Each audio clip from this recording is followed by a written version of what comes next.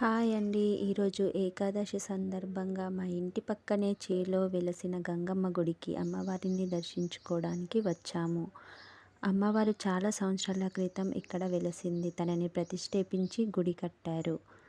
చాలా సంవత్సరాల నుండి ఊరందరూ గ్రామదేవతగా ఈ అమ్మవారు నిలుస్తుంది. సో అమ్మవారు ఇక్కడ వెలిసిందనమాట. సో అమ్మవారిని తీసుకొచ్చి గుడి కట్టి ప్రతిష్ఠించడం జరిగింది.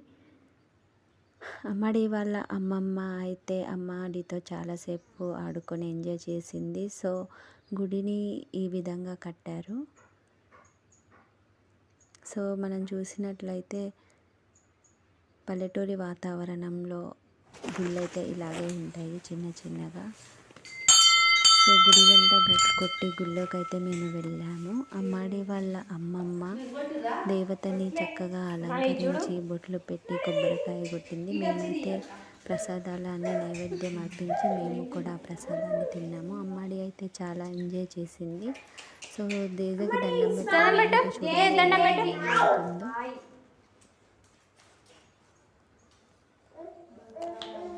పల్లెటూరి వాతావరణం అందరం కలిసి గుడికి వెళ్ళి కలిసి ప్రసాదాలు వండుకొని తిని ఒకరి తింటూ ఉంటాము. సో మేమైతే ఇక్కడ పాయసం వండుకొని వెళ్ళాము.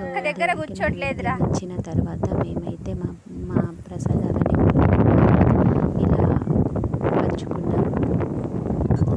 సో ఇక్కడ నాగదేవత అన్నమాట అమ్మవారు వెలిచింది. ఇక్కడనే చుట్టూరు పొలాలు ఉన్నాయి. చాలా ఆహ్లాదకరమైన వాతావరణం.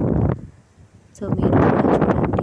దర్శనం అయిపోయిన తర్వాత అందరం ఇలా కూర్చొని తిని కొద్దిసేపు ఉండి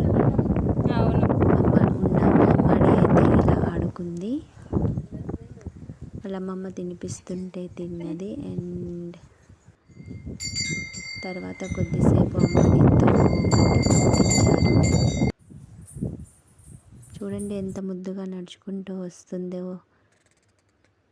మాకు అయితే చాలా సంతోషంగా అనిపించింది. ఇలా మా అమ్మాడి మొదటి ఏకాదశి కంప్లీట్ అయింది.